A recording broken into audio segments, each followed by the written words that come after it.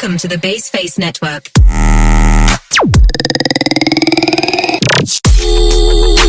Assalamualaikum warahmatullahi wabarakatuh. Sebelumnya yang terhormat Bapak Ahmad Budi Susetyo, SSI ME, selaku dosen pengampu dari mata kuliah Peramalan Bisnis di semester 7 ini, dan juga teman-temanku yang sangat saya banggakan. Di sini izinkan saya untuk mempresentasikan tugas video presentasi kali ini, yaitu tentang kontrak kuliah dan pengantar dari Peramalan Bisnis. Oke, next.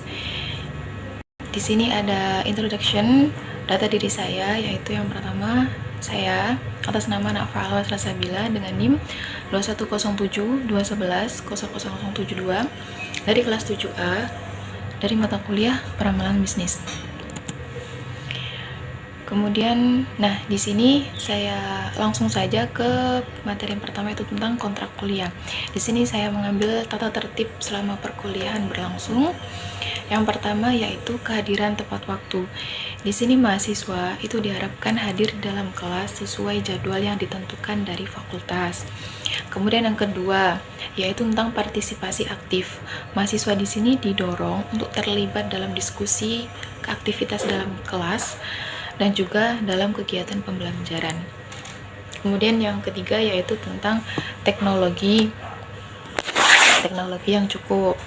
Di sini mahasiswa itu harus memiliki perangkat dan akses teknologi yang diperlukan selama mengikuti perkuliahan 1 semester. Yang kedua yaitu tentang pakaian dan etika. Berhubung kita ini di Fakultas Keislaman yang menjunjung tinggi etika berpakaian yang sopan santun gitu kan. Di sini mahasiswa itu diharapkan berpakaian sopan dan juga menjaga perilaku yang baik selama perkuliahan. Yang terakhir yaitu ujian tulis, tugas, dan ujian. Di sini mahasiswa wajib mengerjakan tugas-tugas yang diberikan oleh dosen selama perkuliahan tersebut berlangsung dan juga mengikuti ujian sesuai jadwal yang ditentukan. Oke, di sini yaitu tentang penilaian.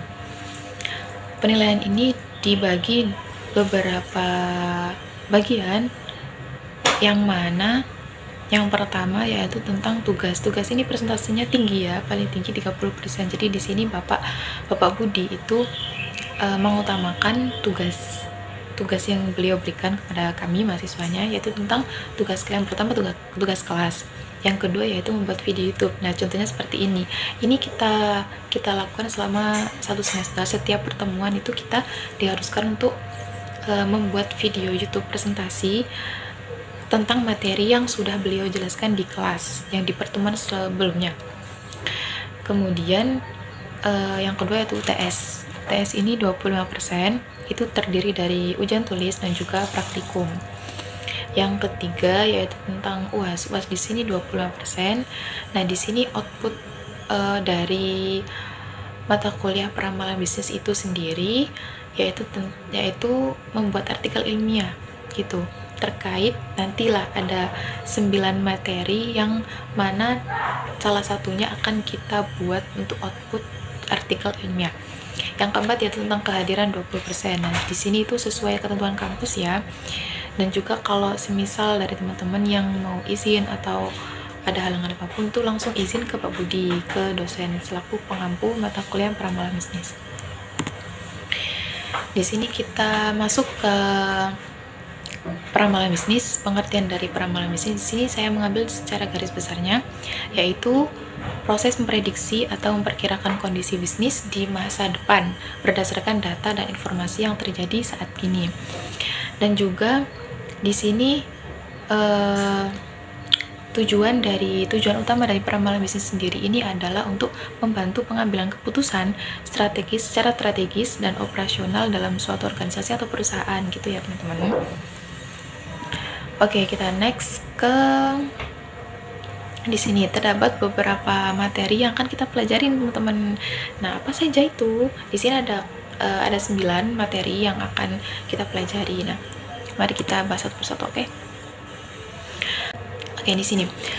Di sini kita masuk ke RPS dari mata kuliah Peramalan Bisnis ya teman-teman. Yang pertama itu di pertemuan pertama nanti itu kita akan mempelajari materi tentang linear programming. Di sini ada dua metode. Yang pertama yaitu metode grafis dan simplex. Di sini itu subbab materinya terkait tentang yang pertama, pengertian dari metode grafis dan juga metode simplex. Yang kedua ya tentang model.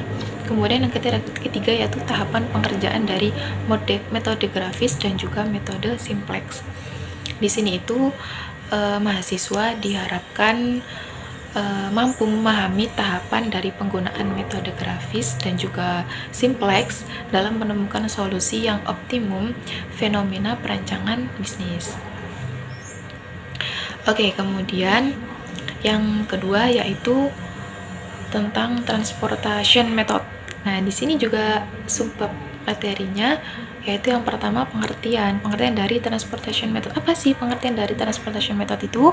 Yang kedua yaitu jenis-jenis, yang ketiga teknik pembuatan, dan yang keempat yaitu penerapan model.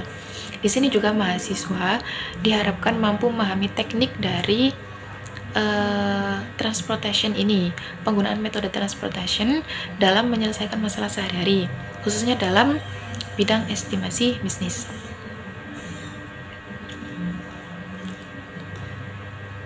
Nah, yang ketiga yaitu tentang regression forecasting.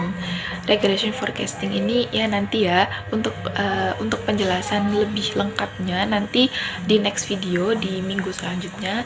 Dan ini mencakup tentang pengertian, jenis-jenis. Yang ketiga yaitu teknik pembuatan, dan yang terakhir yaitu penerapan. Di sini juga mahasiswa diharuskan mampu menjelaskan dan mempraktekkan. Di sini tuh disuruh mempraktekkan teknik peramalan bisnis, maksudnya itu regression forecasting ini dengan pendekatan linear regression. Nah, yang keempat ini tentang game teori. Game teori ini juga subbabnya mencakup tiga hal ya. Yang pertama itu pengertian, kemudian teknik strategi murni, dan ketiga yaitu teknik strategi campuran. Di sini ada dua teknik strategi ya, yang murni sama yang campuran. Di sini juga mahasiswa diharapkan mampu menerapkan teknik-teknik teori game tersebut gitu secara secara baik dan benar gitu, sesuai dengan peraturan yang berlaku gitu ya. Kemudian yang kelima ini tentang location theory. Di sini ada beberapa metode yang akan kita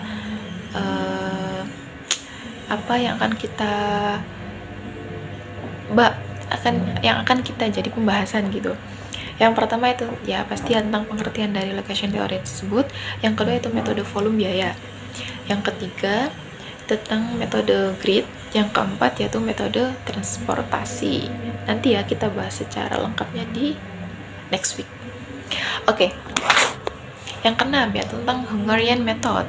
Di sini juga ada tiga subbab gitu ya. Yang pertama itu pengertian, yang kedua teknik maksimasi, dan yang ketiga teknik minimalisasi. Oke, kemudian yang nomor 7 ini tentang network analysis forecasting. Di sini juga ada dua teknik. Yang pertama teknik EFT, yang ketiga yaitu teknik LFT. Nanti ya kita bahas ya. Untuk yang materi yang ke-8 yaitu tentang teori queuing. Teori queuing ini sendiri yang ke-8 ini adalah teknik queuing teori. Di sini ada 3 subbab. Yang pertama tentang pengertian dari queuing teori sendiri, yang kemudian kedua yaitu tentang model dari teori queuing, yang ketiga yaitu tentang penerapan model queuing ini gitu. Yang materi ke-9 dan materi yang terakhir yaitu tentang exponential analysis. Di sini juga ada 3 subbab. Yang pertama tentang pengertian, yang kedua tentang model, dan yang terakhir tentang penerapan dari exponential analysis ini sendiri. Oke, itu dari 9 dan itu tadi kontrak dan juga pengantar dari mata kuliah peramalan bisnis, yang mana kita sudah menyebutkan 9 dari materi yang akan kita bahas untuk di minggu selanjutnya. Nah, selamat bertemu di pembahasan materi selanjutnya teman-teman.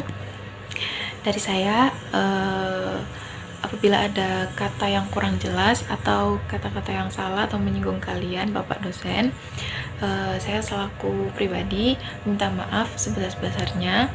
Saya akhiri dari presentasi kali ini. Assalamualaikum warahmatullahi wabarakatuh.